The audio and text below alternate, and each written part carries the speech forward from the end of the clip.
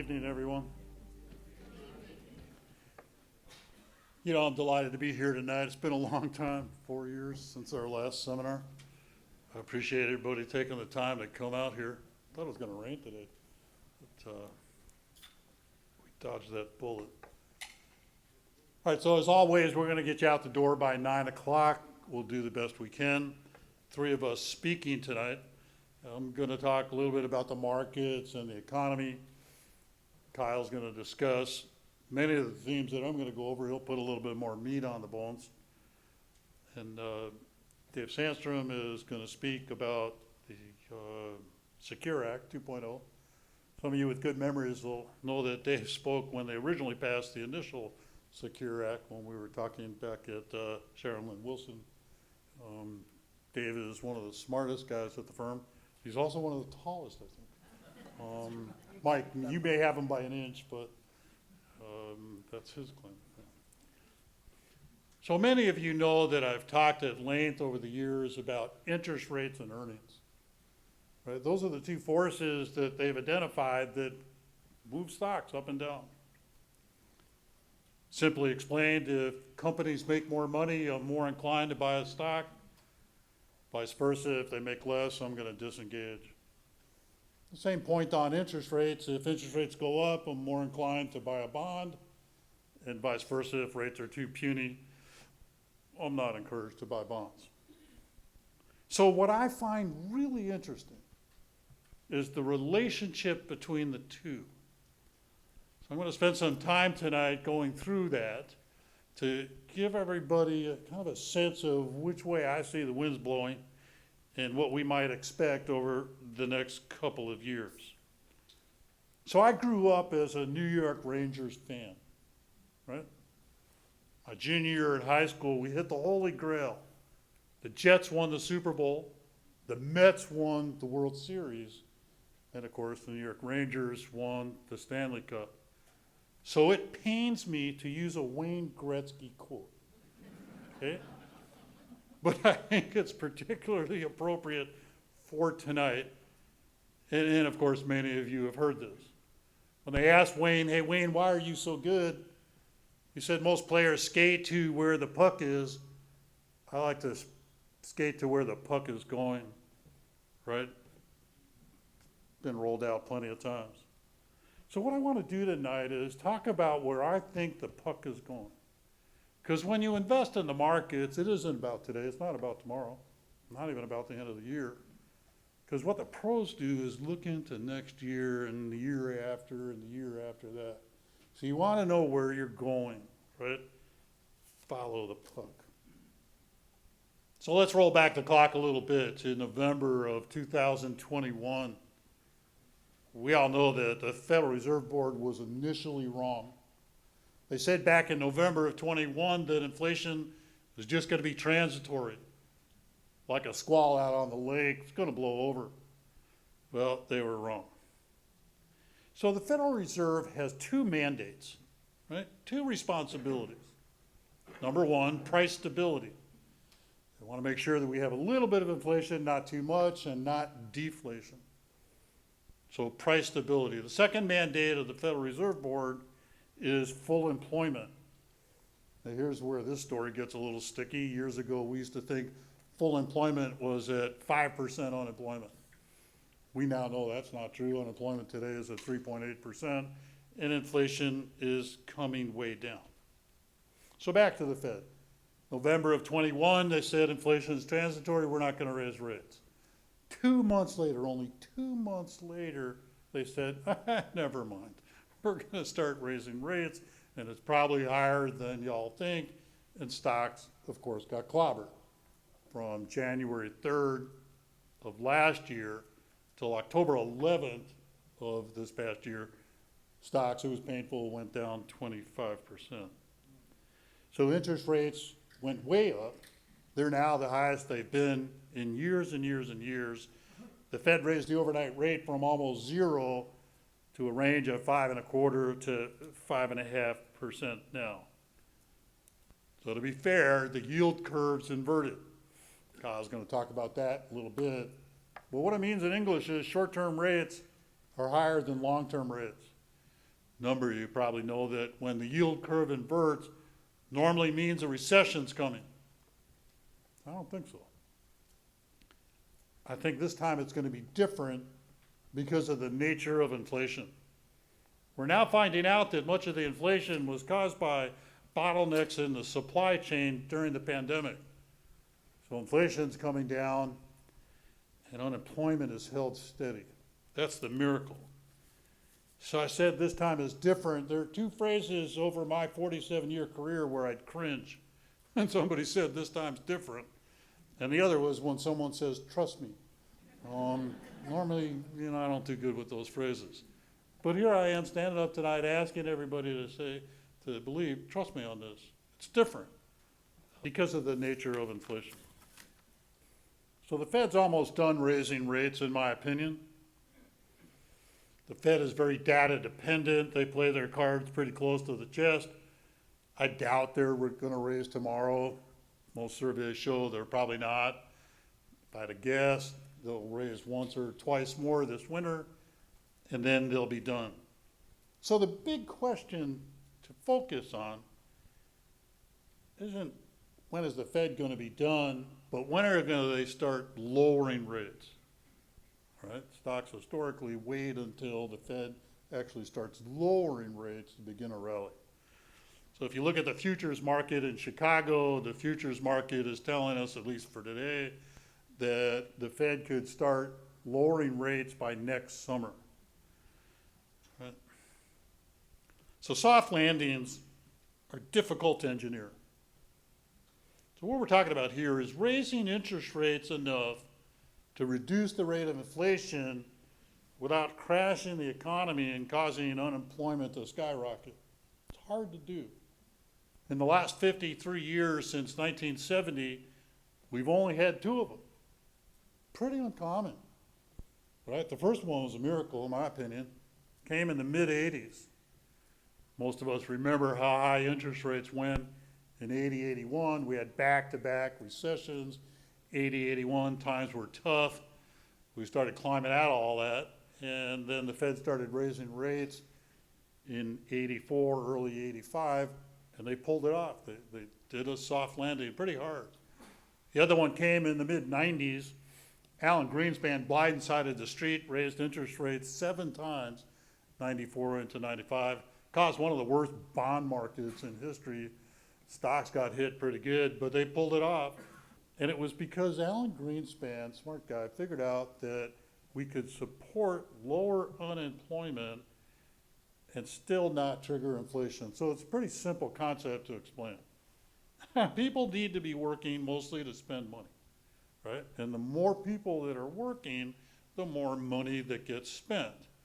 But there's a point in that when, historically, if everybody's working and everybody's getting raises, inflation's going to go up, and the government's going to have to slow things down. So soft landings are pretty unusual. Here's why I'm telling you this. In my opinion, it's becoming increasingly more likely that we're going to avoid recession. Right? GDP in the second quarter, the second estimate that the government gave, is up 2.1%. Not a lot different than the 10-year average of GDP at 2.4%. The problem with the Fed centers on the lag times. This is why the Fed has a really hard job, and frankly, it's why they get it wrong fairly often, right? So you're Jay Powell, you're going to raise rates. Here's the problem. You don't know the effect of the rate increase for 6 months or a year or more. Right? So think about him right now. He's raised rates a number of times. He still doesn't know. The Fed still doesn't know.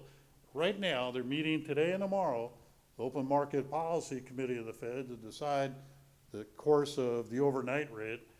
They don't know what the effect has been for the last 4 rate increases. And yet they're being forced to decide by tomorrow after lunch, they're going to announce what their next step is. It's a hard job. And during all those rate increases, the data keeps changing. So that's why the Fed has it hard. But in my opinion, it's becoming increasingly likely that we will in fact avoid a recession. You look at inflation, of course, it's down substantially over the last 12 months. We had 9% inflation last June. Depending upon how you measure, we're just a tad over 3% now. I think the path to even lower inflation is going to be bumpy. Take a look at gas prices now. A host of other issues will continue to make it a stubborn problem. I also think that the Fed might say that, hey, we don't think our target's 2% anymore. But I think the long-term path for inflation is low. Talk to anybody in manufacturing. What's the theme? They want to reduce unit labor costs. What I'm talking about is the amount of human labor that goes into the manufacturing of a finished good. There's this relentless push to lower unit labor costs around the world. Started in Mexico when the maquiladora operations got going in the 80s. Then it spilled over to China in the 90s. You don't want to pay the rates in China, go to Malaysia or Vietnam. Now you're seeing manufacturers even going to South Africa for manufacturing, and they're just trying to reduce unit labor costs. I'm going to talk a little bit later about the disruption of artificial intelligence, so is Kyle. But look at the United Auto Workers strike, right? You want to get a sense of the future? Look at what's going on there. So there's two issues mostly. One is, it takes fewer workers to produce an electric vehicle, right? That's problem number one. Problem number two is, most of the new jobs that are going to be created with electric vehicles are going to be in making batteries. And UAW's got a problem because most of the battery plants are not unionized. So they had to raise those issues before it took a life of its own. Union contracts, I'm not an authority on it, but the automakers don't need the union's permission to introduce technology, but they do need the union's permission to lay people off. So I don't think it's going to end well for the UAW on this one. It's the future. But it gives you a sense of what's happening with the labor markets. Labor markets have been strong, and that's impressive. Because one of the central points I'm trying to make tonight is, it's very unusual that labor holds up when the Fed raises interest rates. Very unusual. So it's fairly easy to back into the whole point of, that's why inflation's coming down. It isn't because people are being thrown out of work. It's that manufacturers are eventually catching up with the bottlenecks in the supply chain caused by the pandemic. And that's certainly good news. We have a house out in the mountains in western Colorado. Just came back last week. Family and friends like to have a fire outside in the evening, watching the sunset. So a couple of weeks ago, I'm starting to build a fire. As a Boy Scout, I won the award for fire by friction at the Boy Scout Jamboree in northern New Jersey. I've kind of been a closet pyromaniac my whole life. So I like to build bonfires, right? I like to get them going with dry kindling. I won the fire by friction because I baked the tinder in a Dutch oven for a couple hours. And now it turned out to be a really smart idea. So I'm building this fire, and because I read 4 newspapers cover to cover every day, I see it in an old newspaper, and it's like a shiny object, right? So I pull this newspaper out of the old pile, and this is from a year ago, September 17th last year, front page New York Times, right? Here's the article. Pessimism was everywhere. Right, let me try to read this. My eyes are good enough. But a parade of prominent investors and corporate executives made it clear that they believed the worst was yet to come for the economy and the financial markets. Got it? Wall Street Journal, same day, front page, right? Here's what this one says. Fresh worries among investors about the outlook for the global economy, sparking another down day in the stock markets. Anybody want to guess when the bottom was in the market last year? Less than 3 weeks later. So the market climbs a wall of worry. You know, I've used this line for decades. We're the victims of our most recent perceptions. If you think things are terrible, you tend to extrapolate that into the future. So as I said just a bit ago, the job is, we already know what today's looking like. Got a pretty good idea what tomorrow's gonna be like. But the true issue is, what is next year gonna look like? What is the year after gonna look like? You know, I was talking about interest rates and earnings. Jumping to the graduate school a little bit, Kyle's got a couple of nice charts on this. If you look at the 10-year treasury yield today, give or take 4.3%, right? That's what you get, safe investment, 10 years guaranteed by Uncle Sam. The PE ratio next 12 months for stocks is roughly 18.8. It sounds complicated, it's not. The reciprocal of 18.8, right? Turn that on its head, and it's an earnings yield. 1 divided by 18. So the answer is 5.3. Here's why I'm telling you this. There's not a lot of wiggle room between the 4.3% yield on the 10-year treasury and the 5.3% yield, earnings yield for stocks. Normally the spread is twice that or more, right? So one could argue, hey Bob, there's a pretty puny gap here between the bond yields and the earnings yields. Doesn't that suggest that we ought to jump all over bonds? Well, I like bonds, but I like stocks more moving forward, because again, it's not where the puck is, it's where the puck is going. Anybody remember Edmund Phillips? Okay, nobody on my staff gets to answer this. I got one guy, okay, that's great. So Edmund Phillips was a professor of political economy at Columbia University.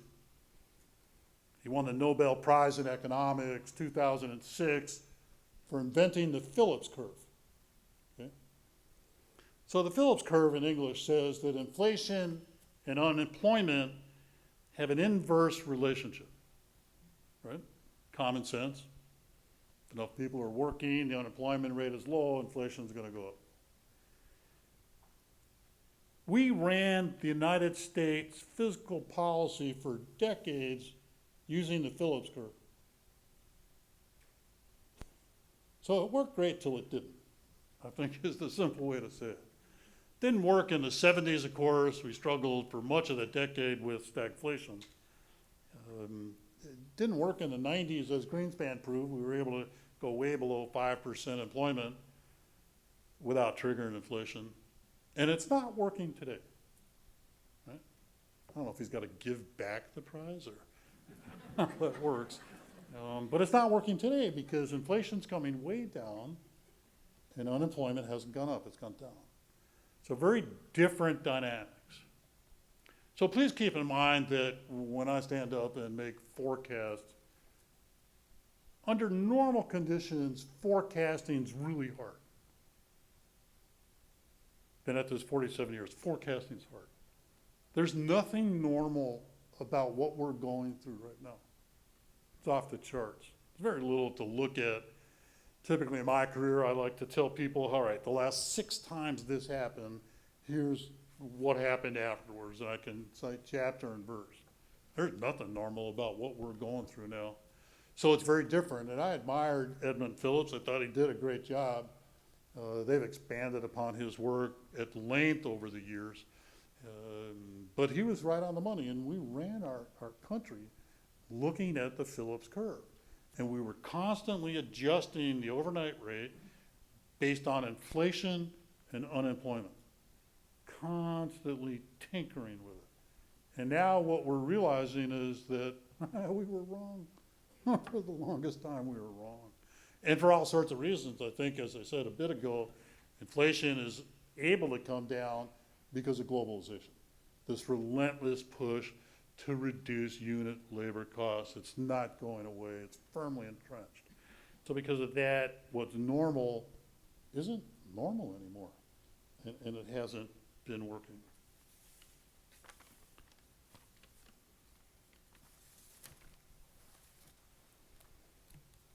I want to spend just a minute on some economic numbers.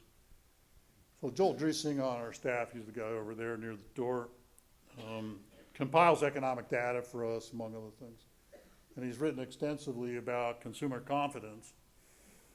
So the numbers have changed dramatically over the last 10 years. So when they do the polls, they ask two questions. How do you feel today? How do you think you're going to feel 6 months from now? So now, the majority of Americans answer the question based on whether their party's in the White House or not. It never used to be that way. People used to think for themselves. And so now our collective attitudes about the economy is driven by our political loyalties, not economic data. So I'm just encouraging people to think for themselves. Don't get economic advice from politicians, please, because I can just overwhelm you with articles about politicians screaming bloody murder a year ago that inflation was going to kill the country. Do you ever hear a politician say, I was wrong? Like, seriously, ever? Do these folks ever admit that they were wrong? So a year ago, we had to suffer through blah, blah, blah, inflation's going to kill us. It's down by 2/3, and they don't say a peep. So I just wanted to remark on that. As a trained economist, I've been following confidence numbers for decades, and they're very different now than 10 years ago. Very, very different. I'm not sure what it's going to take to change that. So excuse my editorial there. When you look at the markets, stocks are concentrated now. It's not good for the economy. It's not good for the markets. When you look at, let's talk about Art Rothschild here for a minute. Art's a senior advisor on the staff, he's been with us over 30 years. A handful of years ago, he asked a well-known money manager about stock concentration.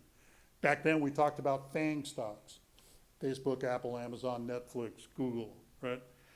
At the time, those FANG stocks represented 25% of the value of the S&P, and Art asked this manager, if you had a guess, and Art, excuse me, I'm paraphrasing you here, if you had a guess, what do you think those 5 stocks will represent 10 years from now?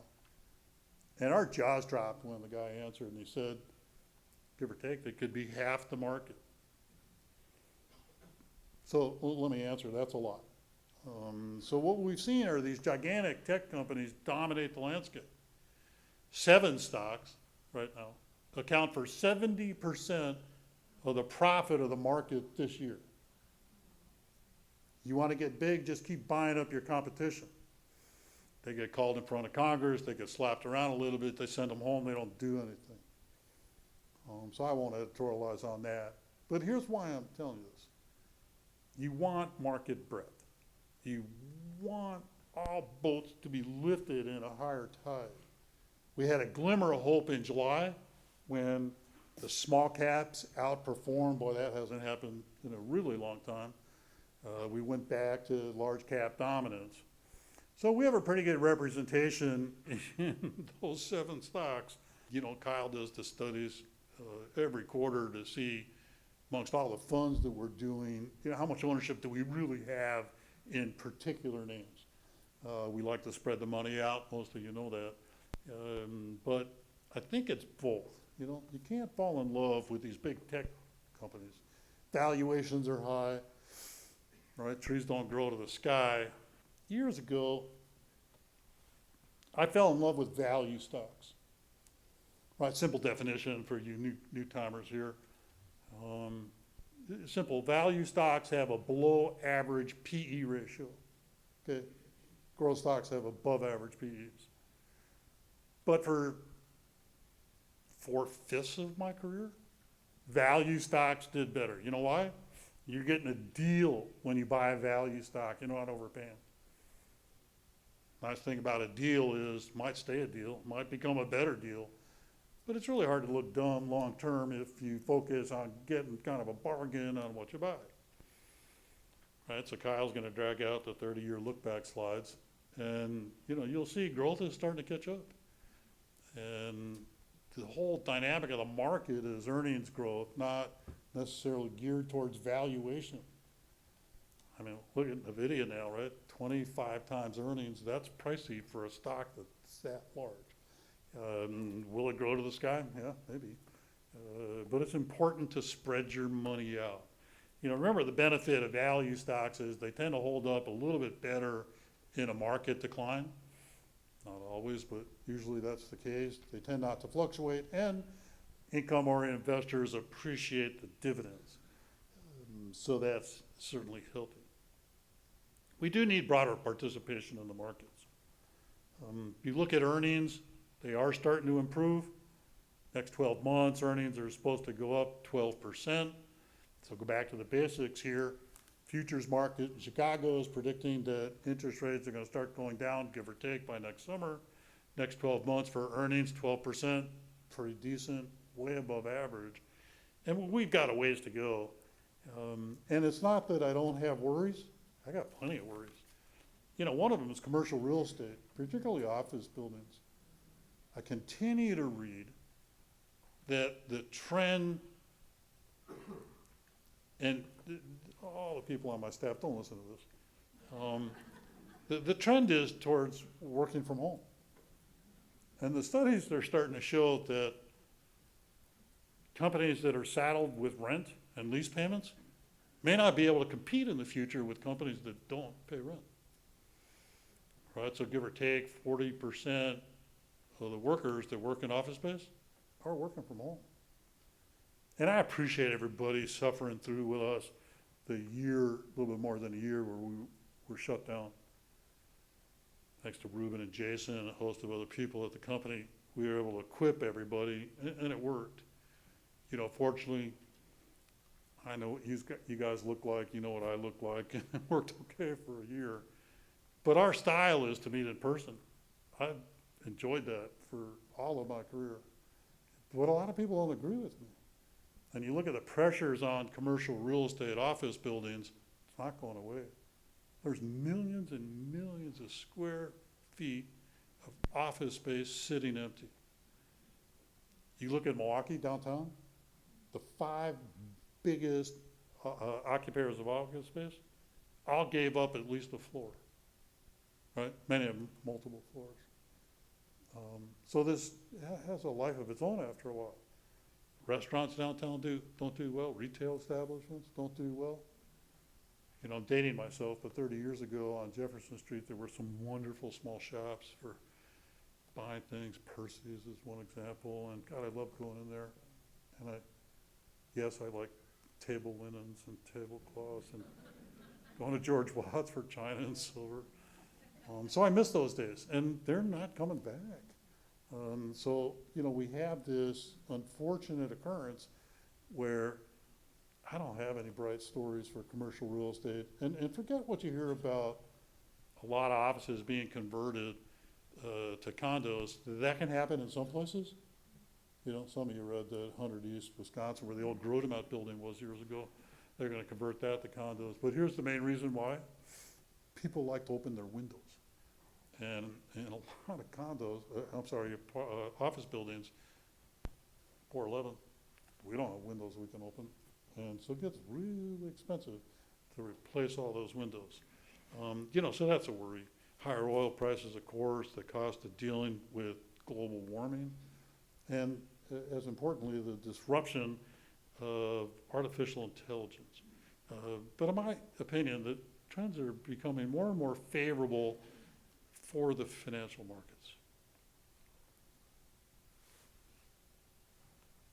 I'm almost on time. See, now I kind of work for Kyle, so it's a little different. You look good today, don't you? So I want to talk about bonds here for a minute. I'm convinced that the trend in interest rates is toward lower rates. I'm convinced. Talk to your advisor about lengthening the durations and the maturities in your bond portfolios. I think it's a gift. So let's be clear on the terms here. Most of us that manage money professionally generally won't go out past 7 years. Right? It's the point at which volatility starts increasing. Just keep in mind, I could be wrong, right? Rates could keep climbing. I don't think I'm wrong. But talk to your advisor about length and the durations. So a number of your funds have started to do it for you, particularly in the intermediate space where they're starting to lengthen durations. But I think 5, 10 years from now, you're going to look back at getting a lock on 5% or more as a gift. Right? So how long did we suffer through teeny interest rates? And then, of course, last year with the debacle in the bond market. So look at lengthening and duration. Kyle's also going to talk about sticking to quality. Right? You want to stick to quality. Some of you may know that we like to sail the Great Lakes. I have one of the most expensive life rafts that money can buy. Okay? It was initially to get my mother off my back. But, you know, buying junky bonds is like buying a cheap life raft that you got a deal on secondhand. So I don't get the concept. My vessel starts going down, I want to pull that plug and it can self-inflate within 60 seconds and there's room for 5 of us for weeks. That's my attitude towards the bond portfolio. No ifs, ands, doubts, or buts, I want that bond portfolio to stick.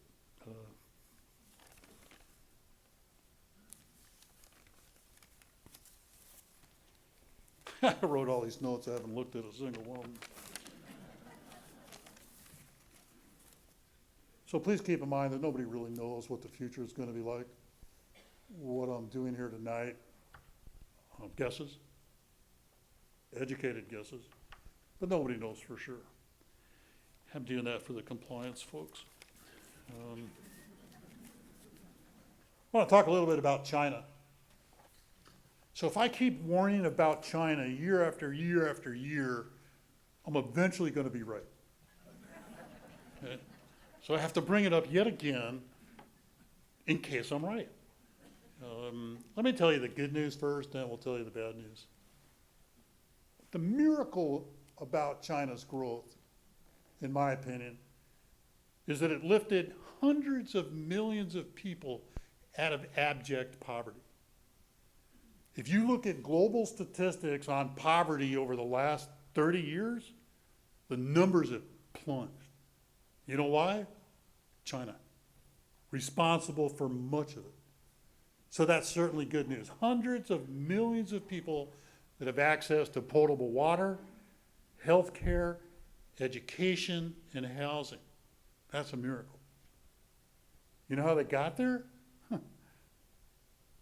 Borrowed lots of money.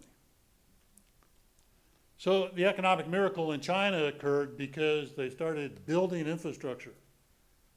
Guys like me talk about marginal return on capital. So I've said this before, you build the first freeway, you get a pretty good bang for your buck. By the time you build your 1,000th freeway, the marginal return on equity starts to shrink. There's no better example than housing. Look at Evergrande from a couple of years ago. Look at Country Gardens now. It's a problem. But the reason why I bring this up is that you're going to see more and more headlines about the decline in China. Right? Foreign investment, people like us investing directly in China, is down 80%, 80% year over year at the end of the second quarter. Imports in China are down, exports in China are down. 1 out of 5 kids in their 20s is unemployed. They won't even release that information anymore. There's 2 points I want to make. One is, they're not like Argentina or Greece, right? So those countries owed lots of money to foreign investors. And it required a lot of foreign money to bail them out, right? China mostly owes money to itself. So it's contained within China. The United States has very little exposure, financial or trade, to China. And I'm not saying we don't do any. but it's fairly insignificant. Here's the second point. We know that because the marginal return on equity has plunged way down, the way they're going to get out of this mess isn't to build more apartment buildings or more freeways or airports or sports stadiums. It's to convert to a consumer-based society, right? Here's the main point. There's never been a case in the history of the world where we've built consumer-based societies without it being a democracy. It's never happened. So as Joel reports every week on our economic data, we know that 70% of our economy here in the United States is consumer spending.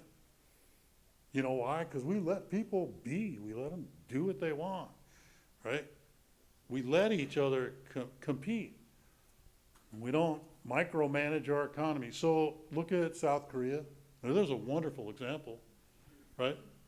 They finally embraced democracy in the early 90s. Look at their economy, like this. So major consumer spending economy. So my guess is China is going to find it really difficult to convert to a consumer-based society. Really difficult. And I'm not telling you it can never happen under communism. I'm telling you it never has happened. And because of their tendency to want to micromanage everything from the top, I feel that something's going to have to change. The U.S. has very little exposure. The headlines are going to get a whole lot worse, in my opinion, moving forward. I'm not telling you we're just going to shrug it off, but I think it'll have a minor impact, certainly in the fixed income markets, because there's very little direct exposure. It'll certainly affect countries like Australia, that sell a lot of raw materials to China. Ecuador is another good example, and others. So, countries that do a lot of exporting raw materials, mostly to China, are going to take a hit. That's good news for the U.S. That'll help bring down inflation. China's not buying. That'll take some of the pressure off.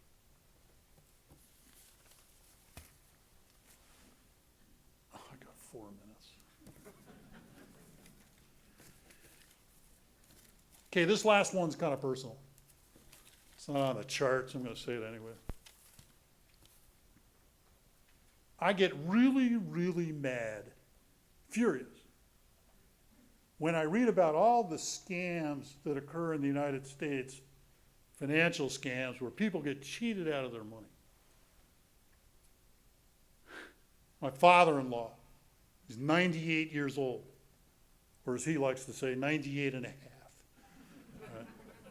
Lives by himself out in Brookfield, doing pretty good. He came this close to being cheated out of tens of thousands of dollars. He's a smart guy. Spent his whole life union electrician, been retired for years.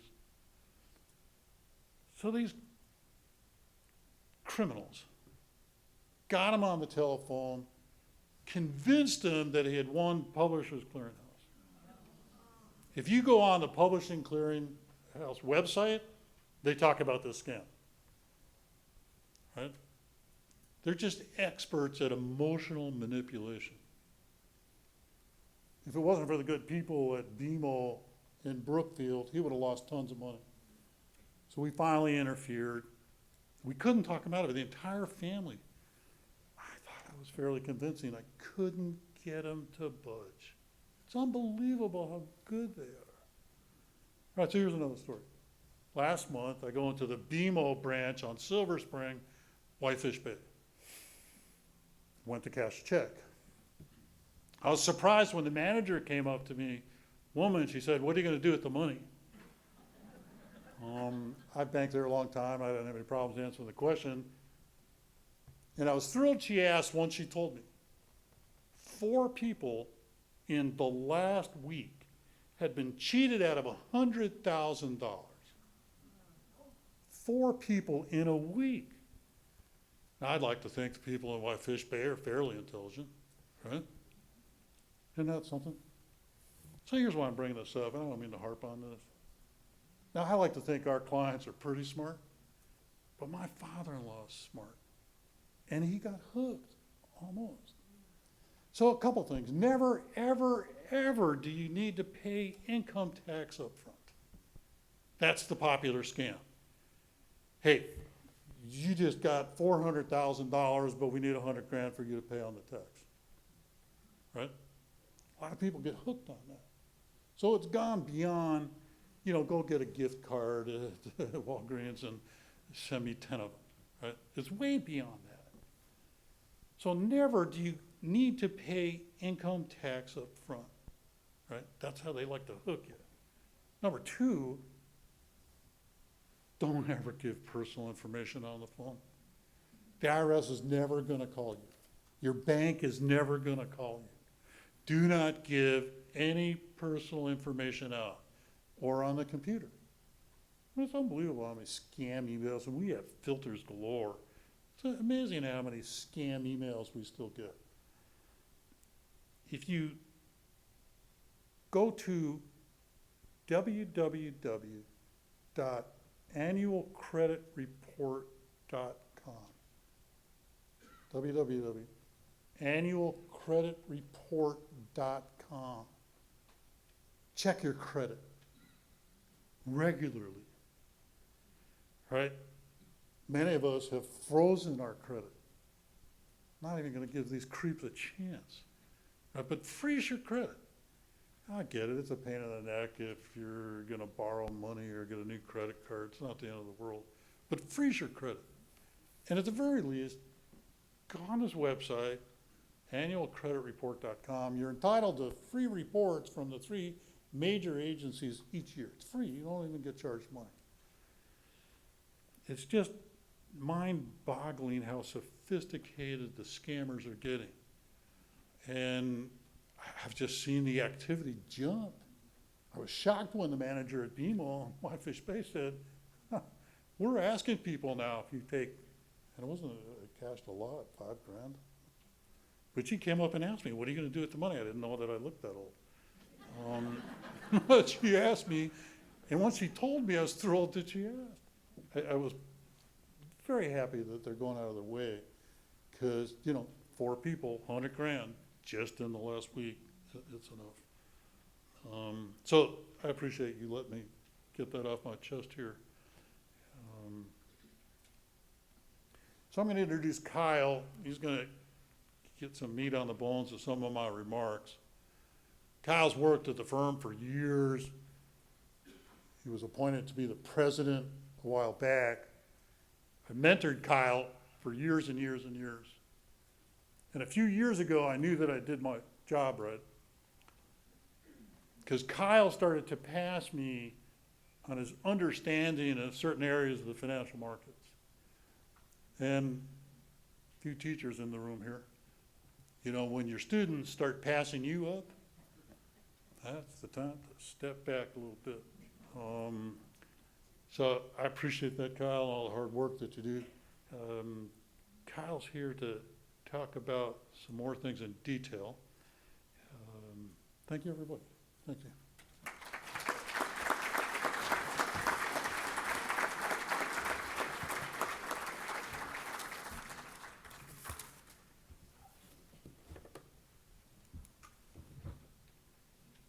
Well, truly an honor to be here talking to all of you tonight.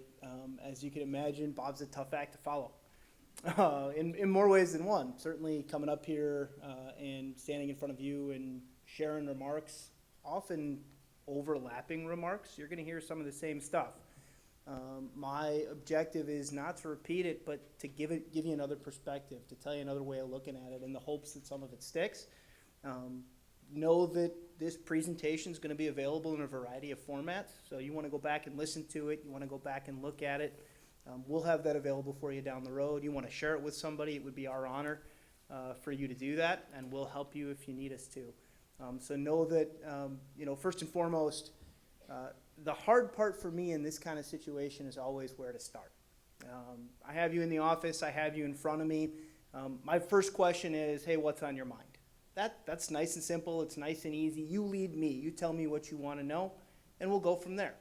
And yeah, I've got a couple of bullet points I want to share always, But more important, when you're in the office, this is about you. This is about what you want to hear. So I stand in front of you today and go, okay, well, what do you want to hear? And unfortunately, I can't get everybody's response and fill them all in. And so I go back to James Carville, the advisor to Bill Clinton in his presidential run, who said, it's the economy. The most important thing out there right now, the most important thing that we can share with you is the state of the economy. And so what I want to hit first and foremost is this idea that households are in good shape. For all the concerns that are out there, and you have plenty, I have plenty. Bob shared a few of his, I'll share a few of mine. Know that there are concerns, there always have been, there always will be. 70% of our economy is consumer spending. Households spend. I spend, you spend. I've got 4 kids at home, you better believe I spend. But households and their balance sheets are strong. They're strong for a couple of reasons. They spent the early years of the recovery from the financial crisis deleveraging. We don't want the debt we used to have. We don't want that risk that if we lose our job, we don't want that risk that if the housing values go down a little bit more, that we're going to be in trouble. And so they pulled back. Household balance sheets are strong because for the better part of the last years, we've been trying to figure out what we're going to spend money on. There's this saying out there now, and a few of my colleagues were talking about it last week, revenge spending.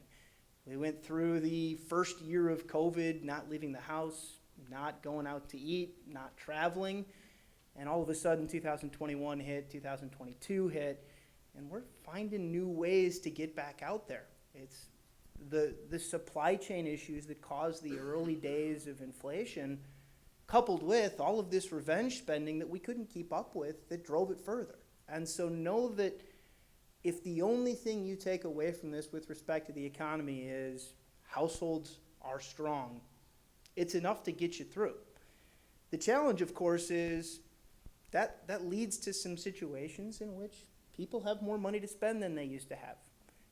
In particular, when the unemployment rate sits at 3.8%, well below our historical expectations of full inflation, when wage growth has outpaced inflation significantly over the past few quarters, well, all of a sudden people have more money to spend. And so you add in household balance sheets are strong, they've been strong. Unemployment is low and wage growth is high. Well, okay, all of a sudden I understand a little more why there might be a little inflation out there and why that inflation isn't just going to disappear overnight. I want to remind everyone that despite all of that, 2023 has actually been a pretty tough year.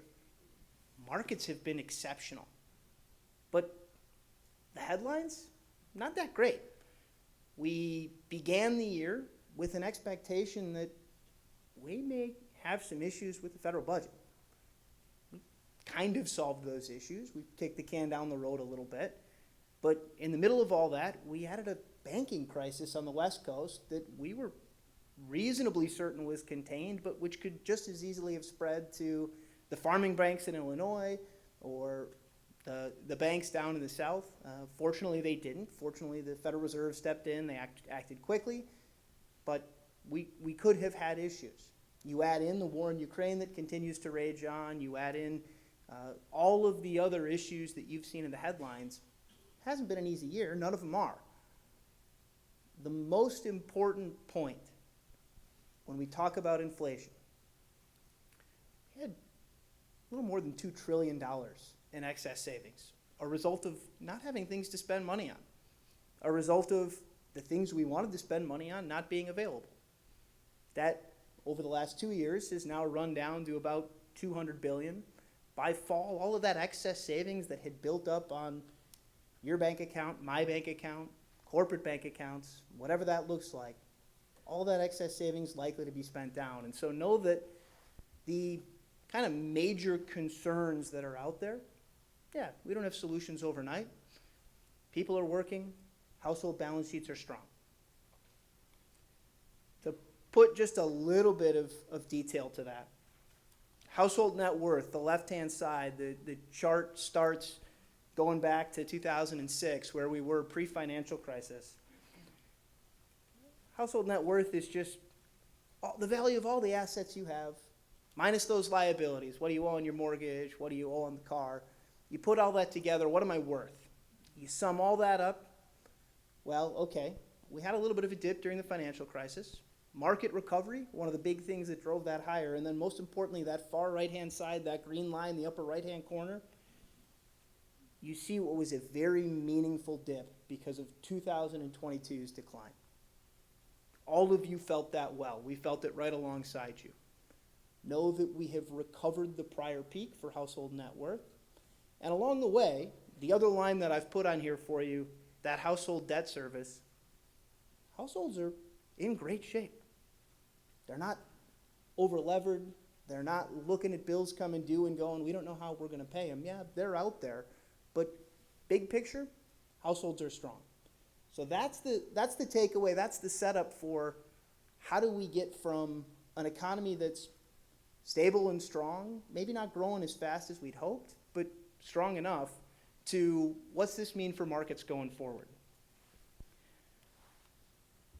The challenge we face as investors, stocks are a little pricey. Relative to historical standards, 18.8, 19 times forward earnings for the S&P 500, that's a little beyond what we should expect in an average market. A couple of reasons why that really doesn't tell us the whole story. First and foremost, forward-looking measures only count the next 4 quarters. Great, but third quarter of this year is going to be a flat year of earnings. That's the first quarter we're counting in the next 4.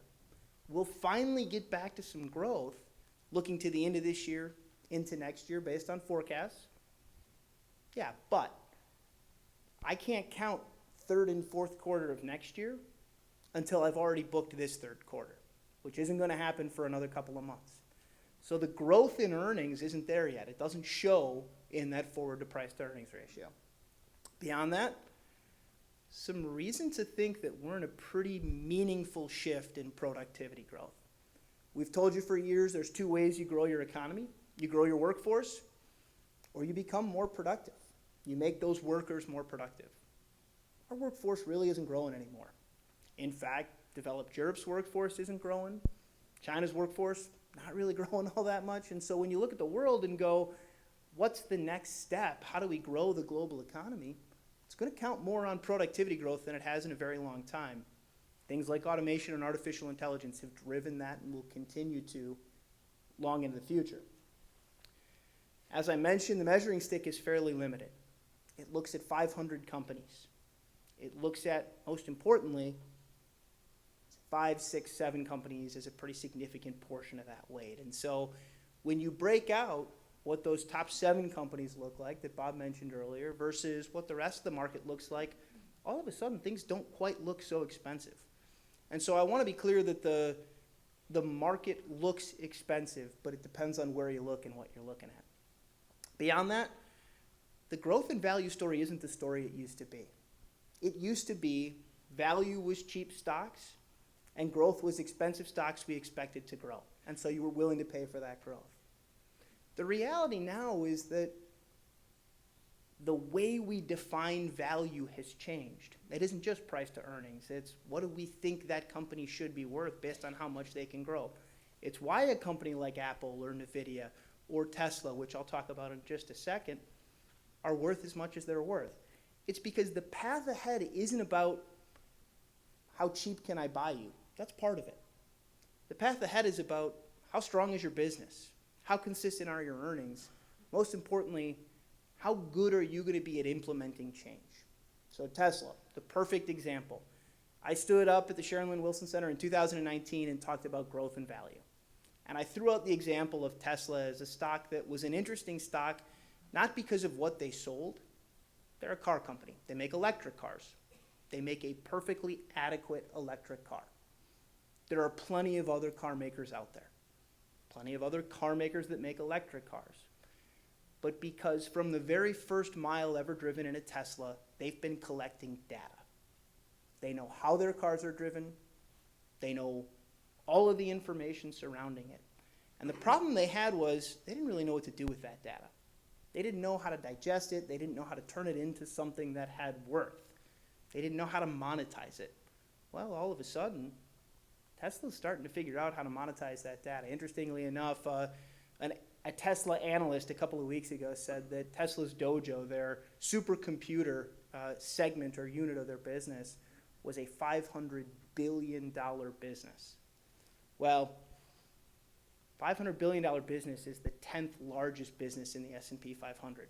Tesla's the 7th largest on its own. You add in another $500 billion in a supercomputing business.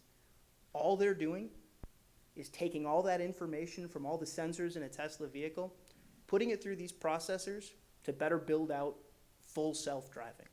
This idea that a car's going to go out on the road and drive itself. A pretty scary prospect. You want to count on a robot? You want to count on software? It needs to be right 100% of the time. And so it's a ways to go. But it's a game changer. You're changing entire industries. You're changing the taxi industry, which we're seeing a little bit out in California with some of these self-driving taxis. You're changing how I pick my kids up from school. Can I send a car to go get them and keep working? Maybe. That's a business that didn't exist 3 years ago, 5 years ago, 10 years ago, that one analyst thinks, I think over-optimistically, but one analyst thinks is a $500 billion business. Those ideas are everywhere. The challenge, of course, is you got to have the cash to implement it. I'll talk in a minute about why that's so important, but if you don't have cash, good luck. Beyond that, as we look at stocks here in the U.S., Bob's point about the challenges in China.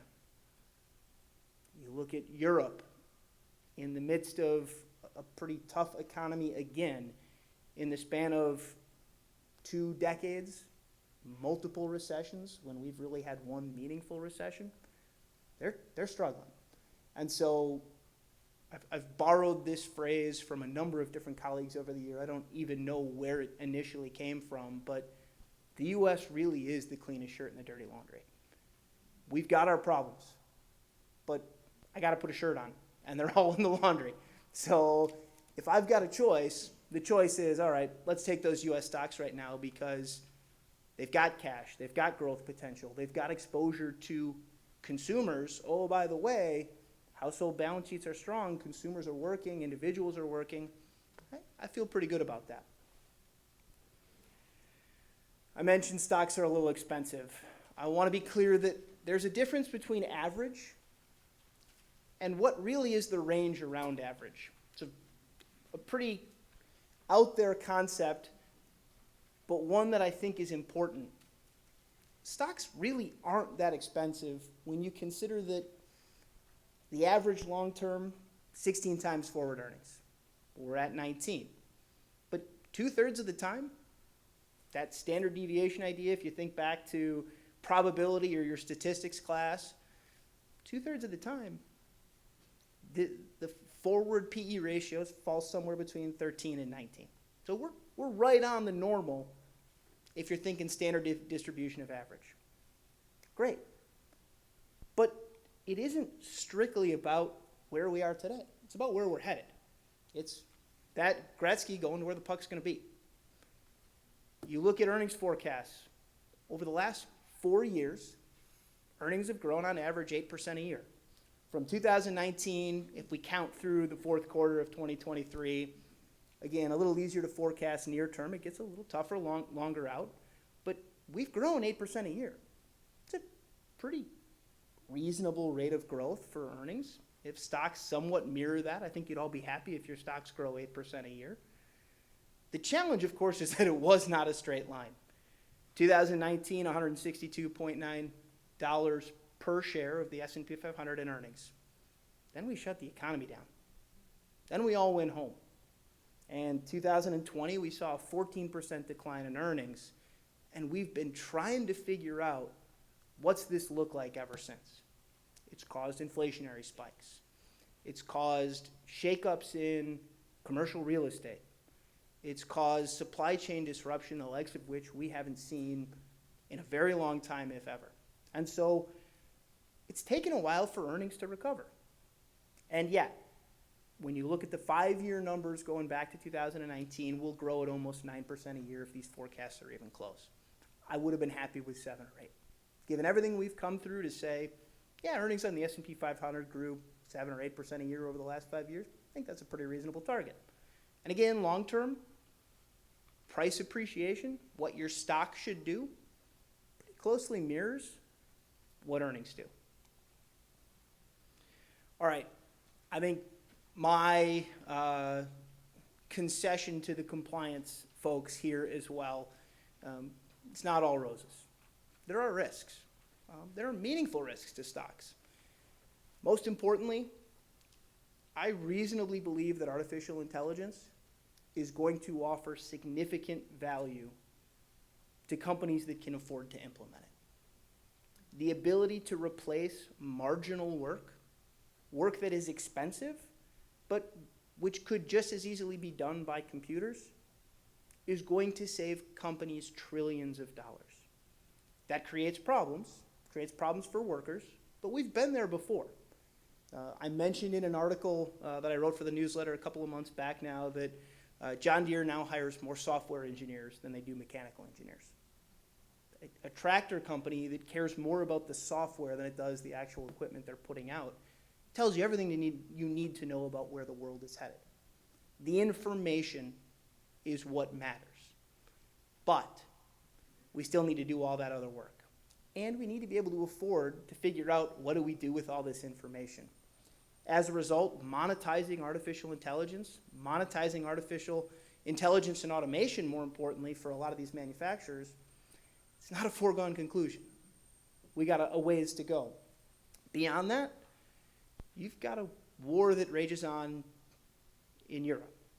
You've got slowing in China that we don't really even know for sure what that data looks like. And so I think as we look ahead, real risks to global growth. Beyond that, if you're a corporation that wants to onshore production, you're a corporation that wants to implement automation and artificial intelligence, you're going to have to be able to afford it.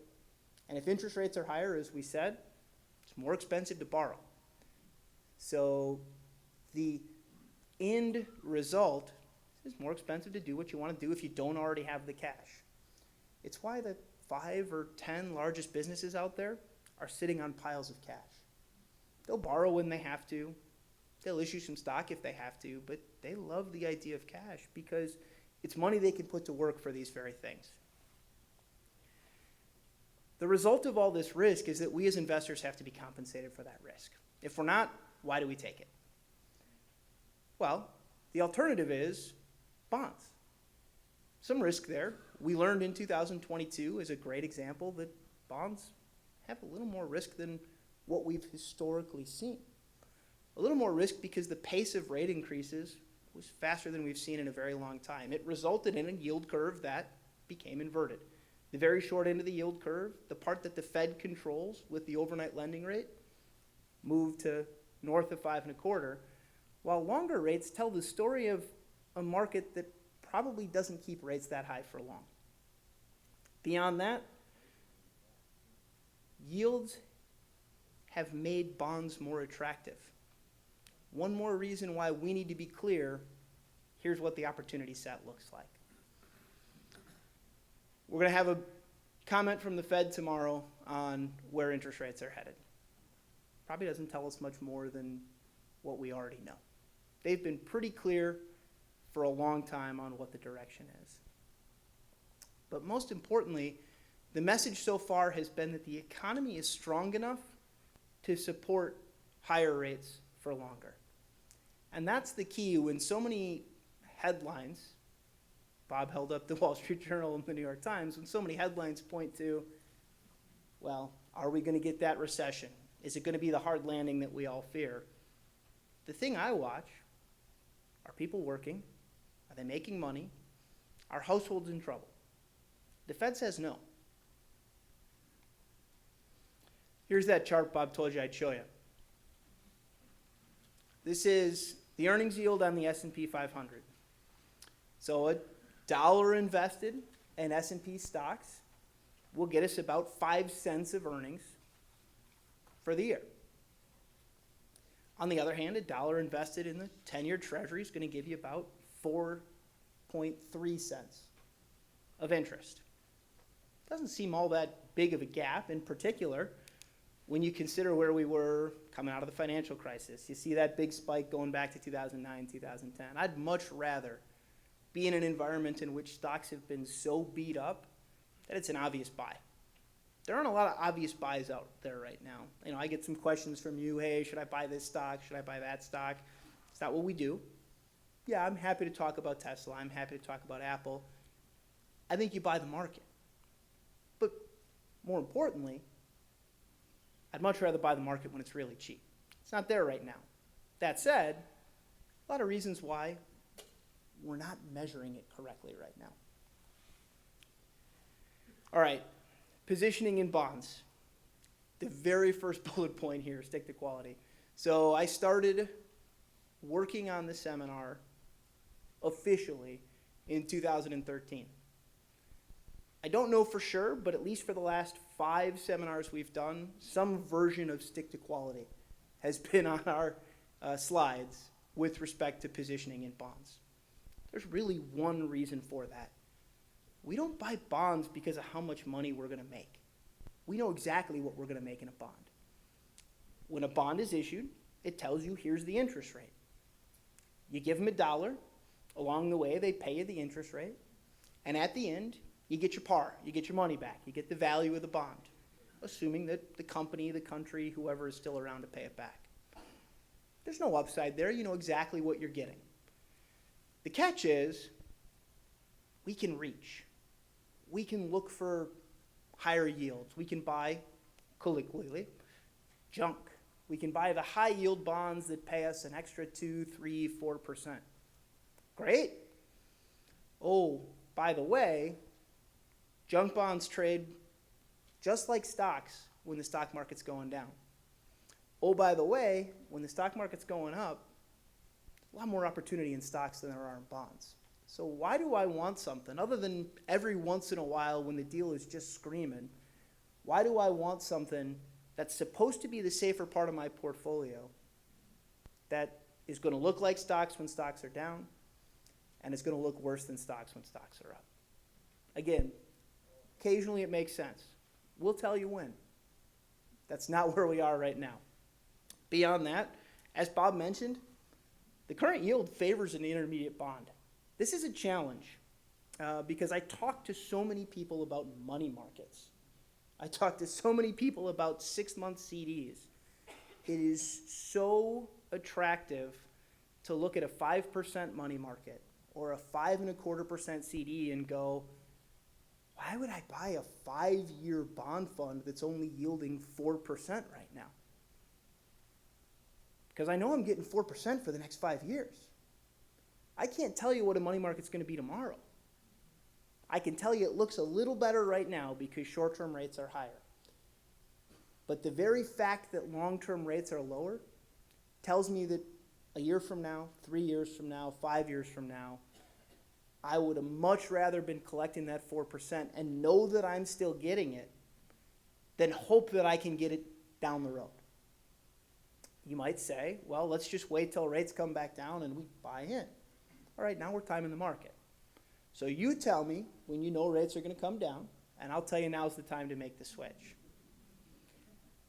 You count on us for that a little bit, but more importantly, what you're counting on is for us to protect your money. So short term, I love cash. It serves a purpose.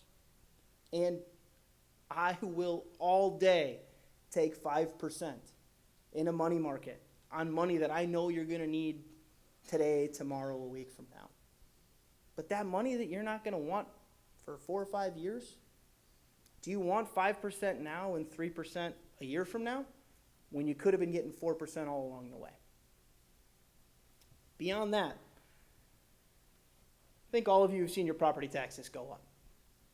I think all of you have probably seen any spending that you're doing, that's sales tax going to the state government. I think all of you have probably seen, if you're still earning money, your income tax going to the state government. I can tell you the state of Wisconsin is very happy to have all that excess cash. As a result, the state, from a quality perspective, looks quite strong. You look around the country, there's a lot more states like us that are feeling a lot better. And so for investors with money in taxable accounts, this isn't IRAs. For investors looking to diversify away from just traditional bonds, all of a sudden municipal bonds look quite attractive from a quality perspective. I'll say it one more time, don't chase yields. Not just in that lower quality stuff, not just in that junk, but it doesn't make sense to go buy that guaranteed income product because you really need to start to understand what those guarantees mean. They often mean that your money's tied up. They often mean that what you think you're getting guaranteed isn't what you're actually getting guaranteed. And so banks in particular love to sell you that kind of stuff. What I want to tell you is money markets for short-term money are the key. If you're in a savings account at your bank, shop it. I know you're loyal to your bank. I'm loyal to mine. But if you've got large piles of cash sitting around, there are deals out there for cash. Whether that's money markets with your investment account, whether that's another bank that's offering a higher yield savings vehicle, just know that's money that you don't have tomorrow. It might take an extra couple of days. So I want to encourage you all, if you're looking at your savings account and going, well, Kyle said rates were higher and I'm not seeing it, call us up. Let us help you figure out what the right place is for that money. All right, I mentioned there is a time to buy junk. Very narrow windows. Every spike you see higher on this chart is a time in which two things happened. One, there was incredible volatility. Our phones were ringing off the hook because things weren't going right. You look at 2020, March, that big spike. That's a time in which investors were compensated to buy lower quality bonds. But they were only compensated to buy lower quality bonds because we all thought the world was going to end. We didn't know what was coming next. We didn't know if we were going to be able to reopen the business in 3 weeks, 6 weeks, or a year. We figured it out, and as a result, investors didn't demand quite as much compensation to take that risk. But the time to buy that risk is when you're getting paid to do it. By the way, it's also the time in which stocks tend to get pretty cheap. And so we're always looking at what are the alternatives for our cash. This is rarely the answer, because for bonds, we're trying to keep money safe. All right. It would not be a seminar, and I have the pleasure of bringing this slide out this year. It would not be a seminar without this one. So I'm going to go back here just for a second, but I want to set the stage. Harry Markowitz, Nobel Prize in Economics, for his work on essentially the foundation of our business. This idea that taking more risk doesn't just automatically lead to more return. Harry Markowitz passed away this summer. All of you are probably familiar with his name from the many years of us showing that presentation. But the principle here is that our range of expectations for stocks and bonds are not the same. They don't behave the same way because they aren't tied to the same things. And so our expectations for how we build a portfolio should change over time. Right now, higher yields in bonds make them a little more attractive. Higher prices on stocks make them a little less. Not all or none. Not, well, now we're going to be 80% bonds and 20% stocks, but it was 80-20 the other way. But, all right, if we were 65% in stocks, all right, I'm okay taking a little step back, but doing it in areas that don't offer the same value. Most importantly, despite the changes, and we're talking about 70 years, despite the changes in the market in 70 years, since Markowitz in 1952 wrote his dissertation, and then 1959 wrote the book that really identified these types of things. Since then, the principles have remained. And really, it's two pieces. One, the reason we buy stocks, long-term, a stock portfolio going from 1950 to 2022, the S&P 500 averaged 11% a year. That's great. The problem is there's 1 year stretches in which you were down as much as 39%. That's not so great. I can promise you that if you had an all-stock portfolio in 2008, it was a tough sled. It was a tough road ahead. Now we recovered. You look at a rolling 10-year period, that's third set of bars. Yeah, okay. The worst rolling 10-year period we've had since 1950. It's down 1%. We have some markets in which over a 10-year period the S&P's lost money. They're few and far between. More importantly, 19% a year, the best case there. Okay, so now let's look at bonds. The orange bar up here, the one in the middle. We've had some great years for bonds. Not quite 47%, but we've had a year or two in which bonds were up high double digits. But worst case, they're down a third of what stocks are down. It's why we like both. They offset each other. And then most importantly, you put together stocks and bonds, that 50-50 portfolio. Yeah, things can look a little better or a little worse, but in any rolling 10-year period, the worst we've ever done in a 50-50 portfolio of stocks and bonds is positive 2%. Not great. I would much rather be up 10, but it depends on when we measure. If I'm measuring from the bottom, I want to know that even measuring from the bottom, I've still made 2% a year. All right, here's the key. And here was what Markowitz found in 1952 that really drove a new way of thinking about building portfolios. It isn't about taking as much risk you can and hoping that you don't get that 1 year in which you're down 49 or 39. It's about building a portfolio that takes as little risk as possible for the return you're trying to achieve. So it was a transformational concept. It seems maybe a little silly to think it was transformational, but go back to the 1940s, the 1930s. The goal was, well, let's buy the best stocks out there, try and earn as much as we can. And then we started to put the math together and go, well, I can actually take less risk and get similar return. I can protect myself on the downside and not give up all that much.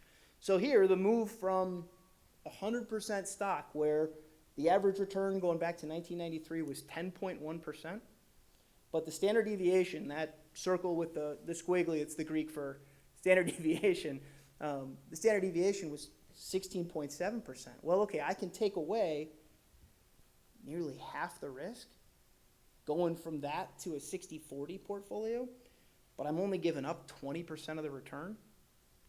It sounds like a pretty good trade-off to me. That, all right, in a bad market, I'm down half as much, and in the good markets and over the long run, I'm still getting 80% of the return. And that's the key here is, it isn't about how can we make the most possible. We can do that. Buy that 100% stock portfolio. I'll give you 100 reasons why I think over the next 10, 15, 20 years, you're going to do better than anything else. You're also going to have a pretty bumpy ride. You're also going to look at me a year from now, 3 years from now, and go, what did you do to me? And rightfully so, because that's not what you're trying to accomplish.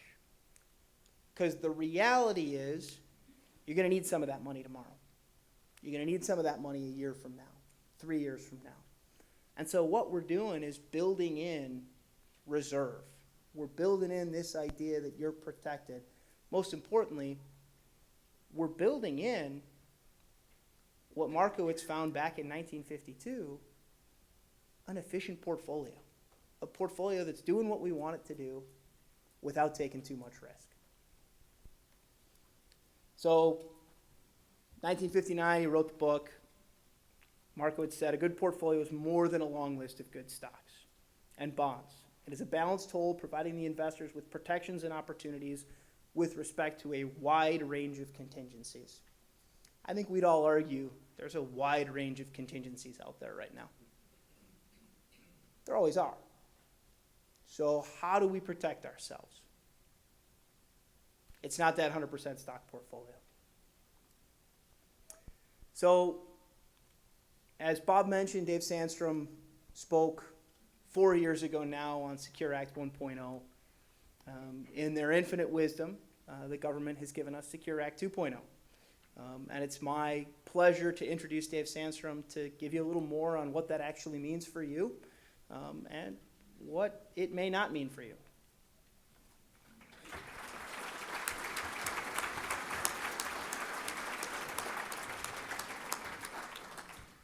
Thank you, Kyle. I have to start off by saying it's really great to be back in person again, isn't it? It's hard to imagine it was 4 years since we got together for this event. As both Kyle and Bob mentioned, the Secure Act 1.0 passed in late 2019 changed a lot of things about some of the retirement plans and required minimum distributions. And apparently, the government thought that there wasn't nearly enough confusion caused at that time. So they went back to the well and introduced the Secure Act 2.0. This was a 350-page piece of legislation affecting nearly 100 changes to retirement plans and general tax code provisions surrounding that. So I can see the look on your faces, some panic out there, and I promise you we're not going to go through all 100 changes. But there are a couple of significant ones that we do want to touch on that do affect people here in the room tonight. So we're going to look at some changes to required minimum distributions, some of the changes for you that might still be working to 401k plan contributions, and then for all the grandparents and parents in the room, there are some significant changes to the 529 plan that are worth a mention. So let's start with the required minimum distribution. As you know, Secure Act 1.0 changed the requirement from age 70 and a half to 72.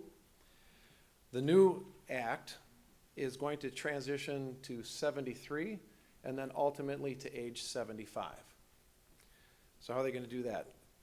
It will be 73 for people born after December 31st of 1950 up into January 1st of 1960. After that, you'll go to 75 for anyone born after December 31st of 1958. I'm going to repeat that. 73 for people born after December 31st of 1950 and before January 1st of 1960. Goes to age 75 for people born after December 31st, 1958. Now, for those of you paying attention, you're recognizing that anybody born in 1959 falls into both categories.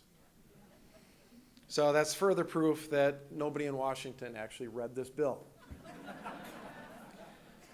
So we are promised to get further clarification on that by year's end, and right now they're leaning towards the clarification, meaning that 1959 will be 73. But we will wait till we get the confirmation on that. The second one that I want to talk about is they are lowering the penalty for missing an RMD from 50% down to 25%, and ultimately to 10% if you correct it in a timely manner. Their definition of timely manner is 2 years, so that's pretty generous. Now, while this might look like a win for taxpayers, the experts are pointing out that the 50% penalty was rarely enforced, and when you did correct the problem, there was no penalty. And most people are leaning towards this being a message from the IRS saying, don't miss an RMD because you will be penalized. So that's the takeaway here. Make sure you're paying attention. Lots of questions about qualified charitable distributions and if they will be impacted by these laws and the changes in age. They are not. So that rule is that you can make a qualified charitable distribution from your IRA at age 70 and a half, and that remains.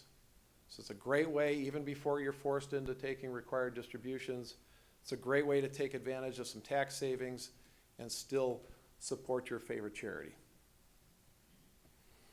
The last one might be a little rare, but it's significant. So if anybody here happens to have a Roth 401k account, they have eliminated the need for required minimum distributions. So it's a big deal. Again, that's a rarity, but if you do have one, that's a big change. Okay, so for some of you that are still working, the catch-up contribution for age 50 and older is now subject to an earnings limit. This is a very, very big change here. So if you have W-2 income as an employee of $145,000 or more in the prior year, those catch-up contributions now have to be Roth contributions. They're no longer a tax deferral for you. So you can still make that catch-up contribution to the plan, but it has to be done as a Roth. And again, that's only if you have W-2 wages of $145,000 or more. Now, because of the difficulties with every single 401k plan in the country having to update the plan to be able to administer this, they're pushing this back to 2026. So that's something just for those highly compensated individuals. There are additional catch-up provisions allowed for ages 60 to 63. Again, this is completely new. So that is a higher of $10,000 a year or 150% of the prior year's limit. So catch-up contributions for you 50 and older, that's been in there. Now they're expanding that. If you're 60 to 63, you can put even more money into your 401k. 10,000 or 150% of the prior year's limit. So again, I'm not quite sure why they cut that off at 63. Apparently, you don't need to save any more after that. But you will go back to the other limits at that point. Another sidelight here about the difficulties in writing and proofreading a law that's 350 pages is they actually omitted all of the verbiage in the law about catch-up contributions.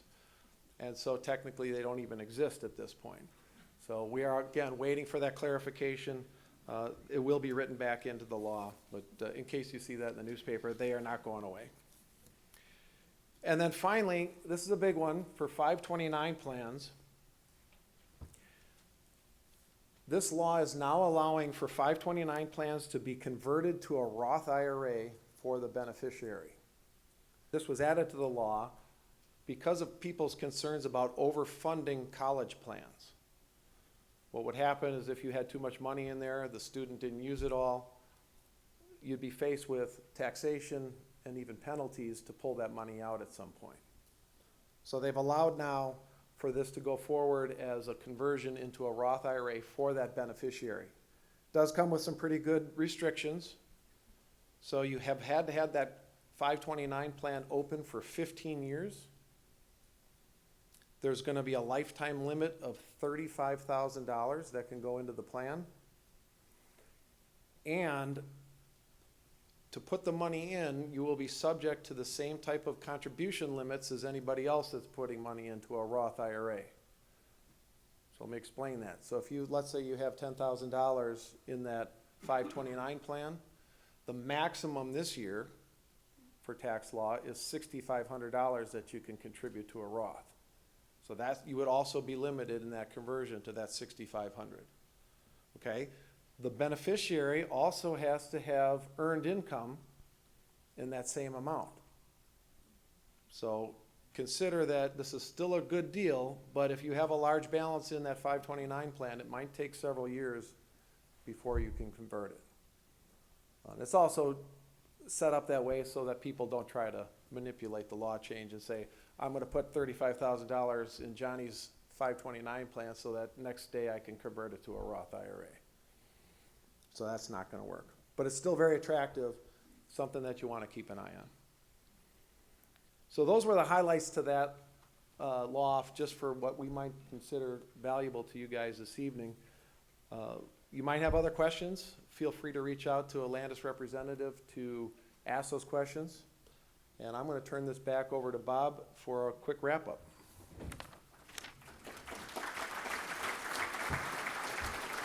Okay. Thank you, Dave. Thank you, everybody, for coming. Really appreciate your attendance. Appreciate your business. Appreciate your trust. Drive safely. Thank you.